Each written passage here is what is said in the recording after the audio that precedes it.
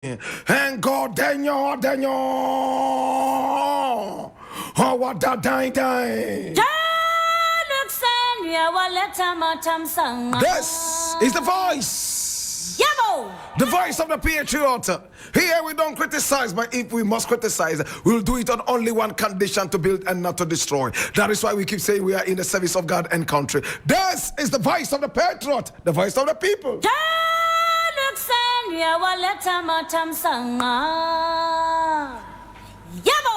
And I want to say thank you so much for choosing my dial. We're going to go straight to the point, my brother, my sister, where we talk about our country, our continent, our land. It's all about improving. Oh my God.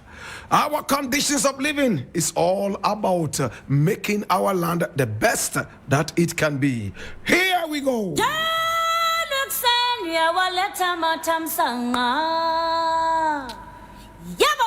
Now the very first story I am taking is coming from Ghana Web, and I read, John Mahama is my friend, but I will never vote him an NDC. And this is Quaku speaking. So I read, come along. Abdul Malik Quaku, the editor-in-chief of the Crusading, that's the New Crusading Guide, has provided context for his decision to never vote for the National Democratic Congress, NDC, in any election held in the country. Now, Quaku's decision stems from what he views as a betrayal of an agreement reached among influential figures in the country in the aftermath of the 4th June 1979 coup. Now, the veteran journalist said on Peace FM's Kokroko program that John Rawlings and other members of the Provisional National Defense Council, the PNDC, acted in contravention of that pact by ousting the Liman government. Since the NDC is an offshoot of the PNDC, he is never going to act in a way that benefits the party. Quaku explained that while he has a great relationship and a great deal of respect for John Mahama, the flag bearer of the NDC, he does not see himself voting for the NDC.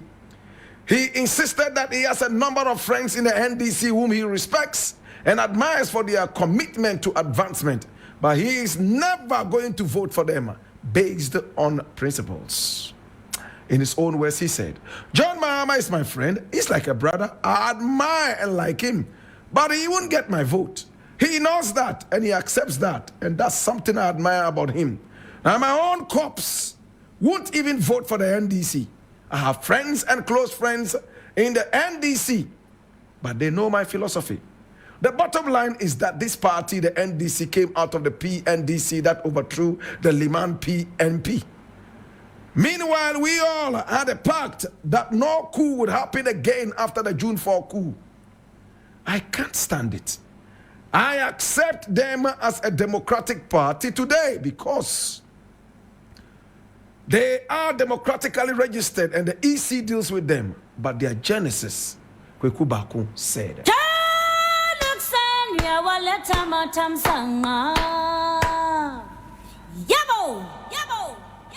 One of the things I thank the Almighty Father for is the fact that I am a history student, a student of history. Now let us look at the merit of what Quaku is saying. Quaku said he will never vote for the NDC, not even his corpse. It means that he's taking an entrenched position, a robotic position, right?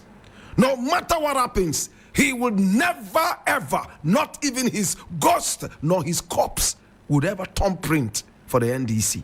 And the reason is that they agreed to have a coup d'etat on the 4th of June, 1979. They were all on the streets of Ghana asking for the blood to flow, after which they agreed that no coup d'etat would ever happen and they would never support such a thing.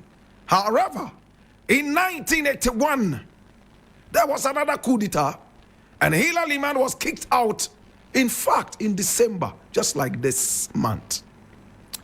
So from that time, Quaku said he will never ever vote for the NDC. He will never act in a way that will benefit the NDC. Okay. It is fair, isn't it? Now let us look at Quaku himself as a character. Quaku's father was a minister under the CPP. Kwame Nkrumah's CPP. Listen attentively. In fact, he was one of the most honest ministers Ghana ever had in the very first republic and beyond. Kwame Nkrumah sent Quaku's father, whose name was Quaku Sr., to go all the way and buy some aeroplanes for Ghana. In fact, the amount agreed on with the plane makers was a certain figure. But when he arrived, he realized that the price had come down because of the number of planes they were buying. You know what Quaku's father did? The average dishonest Ghanaian would have pocketed the money. But he brought back the change and gave it to Kwame Nkrumah for onward delivery to the coffers of this nation. What an honest man. He was so honest to Ghana, so loyal to Kwame Nkrumah. My brother, my sister, when Kwame Nkrumah's government was overthrown in 1966, ask yourself, who perpetrated the overthrow of the Kwame Nkrumah government, of which Quaku's father was a member? My brother, my sister, it is no gainsaying the fact that the present day NPP was part of the overthrow of Kwame Nkrumah. Remember Yatiaho, the NLC, the so-called National Liberation Council, which Kwame Nkrumah called the foolish party. I'm going to play you a tape right after this so you'd hear how Kwame Nkrumah himself described the NLC. That party that gave birth to today, CPP, was the NPP. The party that came out of the NLC and the rest of them. They bombed Kwame Nkrumah night and day. They killed innocent children in broad daylight. Yet this is the party you say you support, and you can't support the NDC because Rawlings removed Hillary Man in 1981 in a bloodless house arrest, coup d'etat style. You see, when hypocrites speak, you need to open your ears and listen with rapt attention so that at least you can draw their attention to the fact that they are being a little hypocritical. Maybe they will check and balance what it is and get back to the roots. My brother, my sister, I am not a supporter of the NPP because of this reason that I gave you. But if there's a candidate amongst them that I think has some common sense of patriotism for the nation, I will not hesitate to support that person. I supported Nana Akufo-Addo. I came out and pushed him. I didn't push his party. It was an individual I was looking at. And if he would play into the hands of his political party, so be it. We live in a country where an individual can go against his own political party and still be who he is. It's not like in America and some other countries where the political party stands supreme. You must go by the whims and caprices of this kind of political party. So to my very good brethren and uncle Quaku, with all respect, if you don't want to support the NDC, it's on to you. It's your democratic right. But don't try to check and balance it and authenticate your whims and caprices by being historically incorrect. My brother, my sister, now this notwithstanding, he says that Mahama understands. I don't know what Mahama understands. I don't understand what Mahama understands. If you don't want to vote for the NDC, that's fine. There are some NDC people who are worse than Satan. That's why I can never be political. That is why I don't believe in political parties. I believe in individuals and their capabilities. My brother, my sister, a word to the wise is enough. If you want to support the NPP because of what benefits you get or what benefits these parties can give to the nation, it's unto you. God bless you. Go ahead and go about it. But to come out publicly and say, oh, because this thing happened in the past and there was a breach, even though Rawlings is dead and gone, since he was the founder of that thing that gave birth to this thing, I will never ever support it. Even if an angel comes and sits in it and is the best of all, I will still not support it. Then you are a robot. A robot doesn't think. Then you are a robot. A robot cannot change his mind. Then you are a robot. Think about it, brethren. When people have such entrenched positions, it is so dangerous. So dangerous. I'll leave it here. Make them your campaign managers, you lose an election automatically. And Nana Akufo-Addo is one of those. After this abysmal performance, if I were this man, I will keep quiet and go quietly into oblivion and extinction. Look at the unwarranted hardship meted out to the people of this nation.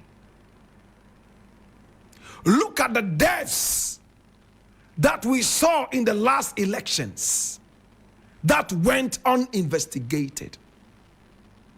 Look at how lowly our educational system has descended geometrically down the ladder of education.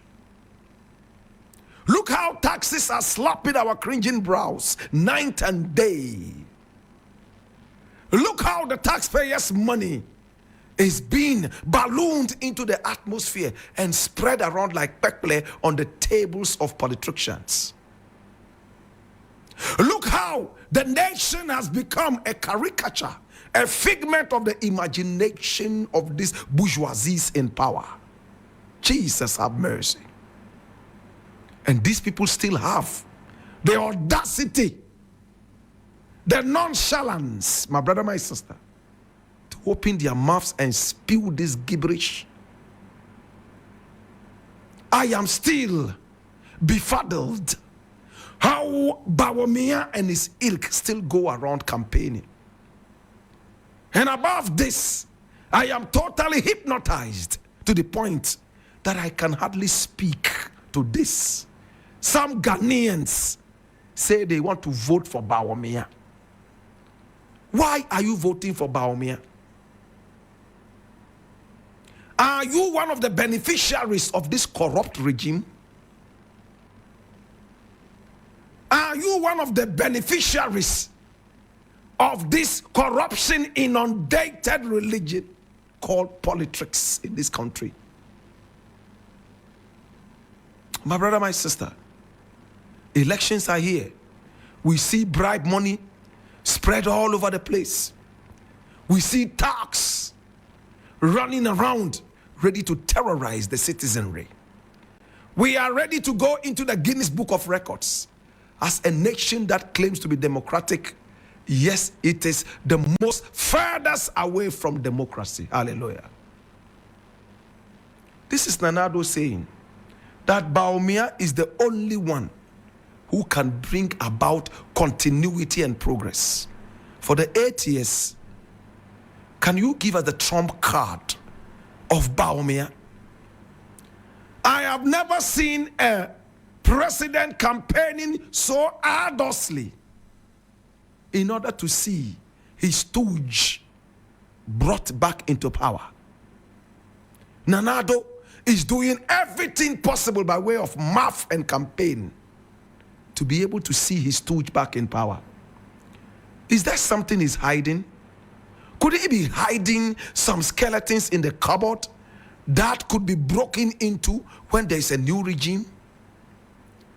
Are there some things these goons are hiding from us? My brother, my sister, it is only time that will tell. But again, let me just say this. It's a very great lesson to John Mahama. Everything is clear that you are the next president of this nation. Like him or loathe him. All the statistics that are credible, info analytics, and so on and so forth, including Bloomberg, they are all coming out to tell us that the new president of the republic is John Dramani Mahama, a retired general. He's been called back to war. Now, John Dramani Mahama has lived long enough to see this day. After the 7th of December, there will be that icing on the cake when John Dramani Mahama becomes the president return of this nation. Mr. President, I've said it time and again, it behoves you to make all the difference. The country now is in tatters. It's all gimmickry that we see. Isms and schisms. It's all about shenanigans. My brother, my sister. Sloganism. Clickism. Baffing the citizenry every now and then. Mr. President, sometimes I wish I would not say things like this, but I'm going to say it and will never repeat it.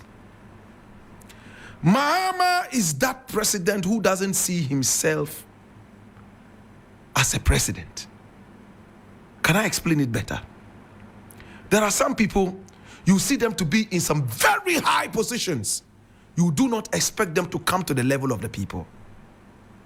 Mahama is one such person. 24 hours, you go knocking on his door, he comes out and sits with you to drink whatever you guys can drink. If you are smoking whatever you guys can smoke, you participate in whatever you guys can smoke. You shake hands and play games if it's Owari or Ludu. He will sit with you and do all this. Crack all the jokes. For a moment, you want to pinch yourself and ask, is this the president of Ghana? Because of this, a lot of people have been able to get so close to this president that it has become uncomfortable to his skin. I'm speaking deep. And when you get close to a man and you are silly and stupid, and you do not know that this is yet another man, and you see a few weaknesses around this man, you will go to the gallery and open your mouth wide. I have met a few people in the past and even now. Tell me how they got close to Mahama and one or two things they saw around him, just as they would see amongst other human beings. And they took that to the gallery. Oh, I didn't know Mahama also drank water. I went to his house and he was drinking water. Oh, I didn't know Mahama also used the WC. I went to his house and he was sitting on the WC. And again, I am speaking tongue in cheek, in parables. When you have the opportunity to get close to a great man, please be a shield to the great man. Please, when you have the opportunity to get close to a great man, be his eyes, be his shield, at the same time be his guide and his compass. You are not there to look at his mistakes, his errors and his weaknesses. You are there to strengthen him where he's weak. I don't know if the point is driving home properly. But in the past, the man allowed too many people around him. They saw a few things. They probably got disappointed. Instead of standing with him and making him achieve whatever he could achieve, they pretended they liked him, yet they were only writing out the dossier to go out and betray him. It might not be Mahama. Any other big man that you get close to them. A lot of us make it worse for our leaders. I'll leave it here.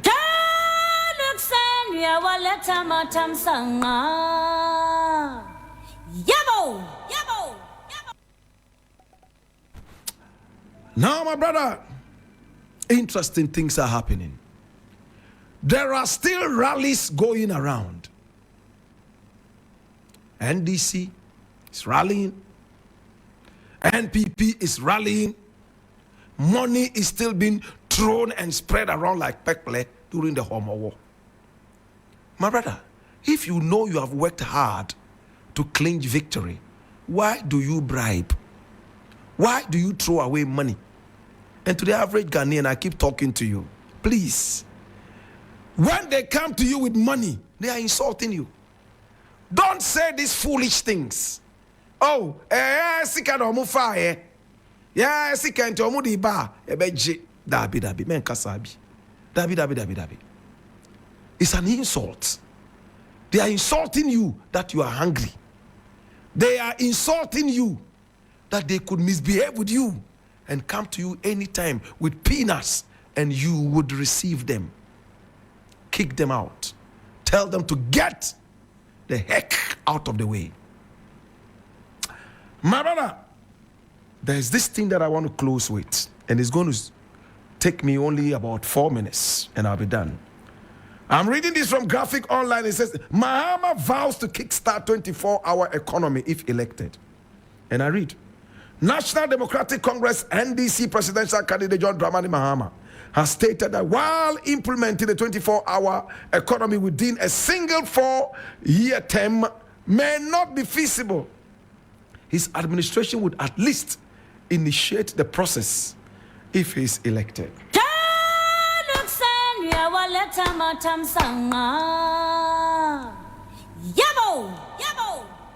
You call your brother in America and he tells you that it is 12 midnight and he's at work.